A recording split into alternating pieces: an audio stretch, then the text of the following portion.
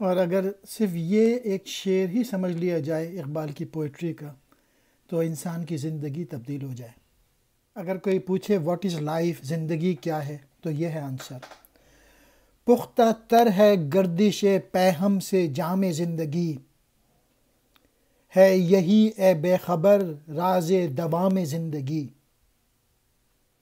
زندگی کا جو راز ہے وہ محنت کرنے میں ہے، وہ اسٹرگل کرنے میں ہے، وہ جستجو کرنے میں ہے۔ ایک اور جگہ اقبال نے اس شعر کو اس طرح سے بیان کیا ہے: تو سمجھتا ہے کہ راز ہے زندگی، فقط ذوق پرواز ہے زندگی۔ زندگی موت ہے اگر انسان میں خواہشات نہ ہوں، اگر انسان محنت نہ کرے۔ یہ جو آرام کی زندگی جو ہے نا، یہ بیکار زندگی ہے، یہ کورا کرکٹ کی زندگی ہے اگر انسان آرام کر رہا ہے۔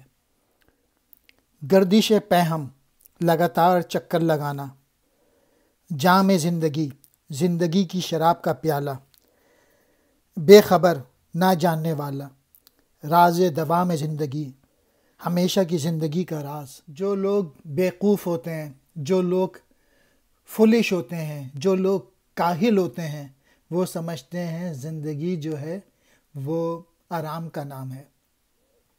ایک اور جگہ اقبال نے یہی بات اس طرح سے کہی ہے: نقش ہیں سب ناتمام خون جگر کے بغیر، نغمہ ہے سودائے خام خون جگر کے بغیر۔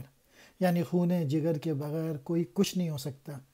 یہ جو اقبال نے پوئٹری لکھی ہے، یا یہ جو مسجد قرطبہ جو بنی تھی، یہ خون جگر لگایا تھا مسلمانوں۔ اقبال نے اس شعر کو مختلف جگہوں پہ مختلف طریقے سے کہا ہے، کیونکہ اقبال کو احساس ہو گیا تھا کہ مسلمان جو ہے وہ آرام والی زندگی کا طالب ہے۔ ایک اور جگہ وہ کہتے ہیں: رنگ ہو یا خشت و سنگ، چنگ ہو یا حرف سوت، معجزۂ فن کی ہے خون جگر سے نمود۔ یعنی کوئی بھی خوبصورت نغمہ، پوئٹری، بلڈنگ، ان سب میں خون جگر لگانا پڑتا ہے، تبھی چیزیں بنتی ہیں۔ اگر کوئی بھی اسٹوڈنٹ ہے، اگر وہ محنت کرے گا تبھی وہ اچھا بن سکتا ہے۔ There are no shortcuts in life.